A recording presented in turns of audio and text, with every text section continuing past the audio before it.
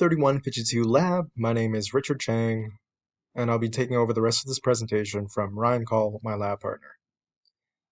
Group M6. We'll start off at slide 11, figure 5, where C2, C12 cells are able to differentiate. We did this by putting samples from day 0, day 3, and day 7 after differentiation treatment through a flow cytometer where myogenin was tagged by FITC and myosin heavy chains by PE. Then we looked if we were able to immunolabel the C2, C12 cells, figure 6. We did this by immunolabeling the myogenin with a primary and after a secondary antibody. Discussion, if there was any. Moving on to our summary.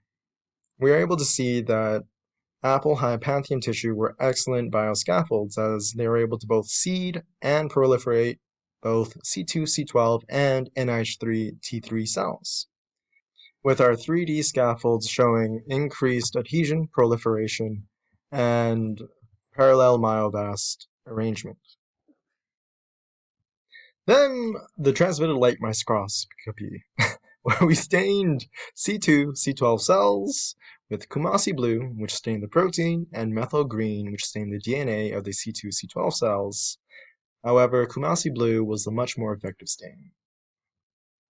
Moving on to our fluorescence microscopy, we were able to detect the fluorescent capabilities of phalloidin Alexa 488 as it stained the actin filaments of the NIH3T3 cells quite well, while the samples with no cells displayed no immunofluorescence. Moving on to chromogenic staining of the tubulin in the NIH3T3 cells in the 3D scaffolds.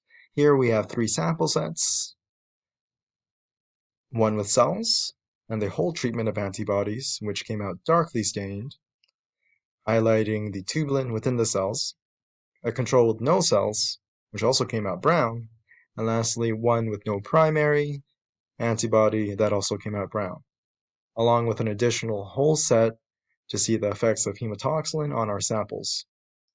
Hematoxylin only made the stain on the cells more darker, which may be useful in cases where multiple antibodies are used to tag different targets, but not necessary in our experiment.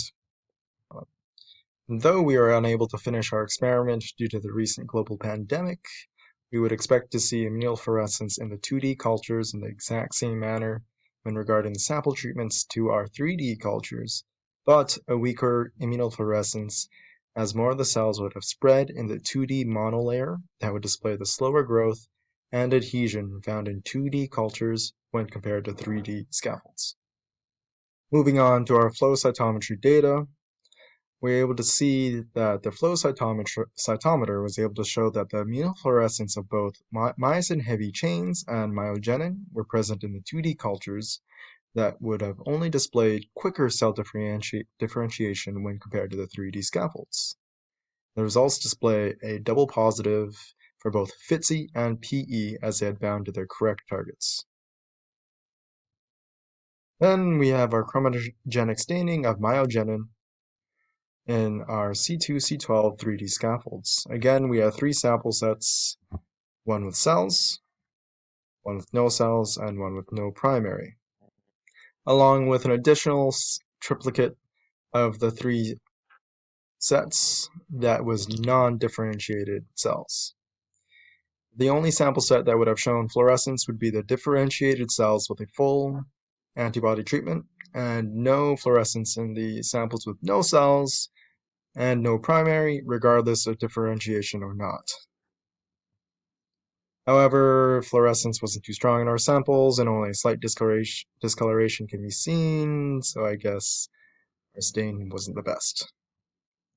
Due to time constraints, we were unable to obtain pictures of slide 6, but based on predicted results, being a sample with no primary nor differentiated cells, we can expect no fluorescence. And when comparing the 2D to 3D cultures of the C2, C12 cultures, we can expect to see the same immunofluorescence pattern, but perhaps not to the same degree, as the 2D culture would not have had deep cell proliferation into the scaffold, as well as less growth as the myoblast has optimum growth in a cell matrix with specific rigidities and acquire their specific cellular properties that can only happen in 3D scaffolds, as Modulewski's paper cites. In other literature, it can be found that cell differentiation is different in mechanosensing pathways when comparing 2D versus 3D for the osteogenic differentiation of HBMSC's Parek's paper, as well as the biocompatibility of the scaffolds as implants that will only have a slight immunogenic response within 1 week and diminish in 8 weeks of immunocompetent mice, displaying the wide possibilities of cellular scaffolds for surgical application.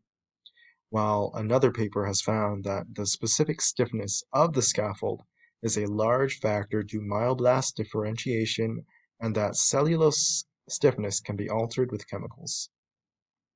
And for further research in the course, we can perhaps try a sample line with a supplemented differentiation serum to display the ability for us as students to alter the final product, similar to what can be found in the insect muscle paper by Rubio and co., where they supplemented their horse serum with iron. And perhaps if a lab has the equipment to detect Young's modulus on apple tissue, we can see if the mechanosensing pathways are different in 2D versus to 3D samples of C2, C12 cells in cellular scaffolds, similar to what can be found in Parek's paper.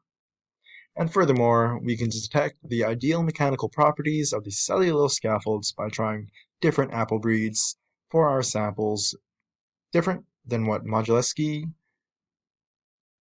indicates in his paper that only showed that elasticity can be changed, but not indicate which was optimum. And here are references used in our presentation. On the behalf of Ryan and myself, I'd like to use the last few moments to thank the science faculty, the professors, and the TAs who guided us through our last few classes, the whole semester.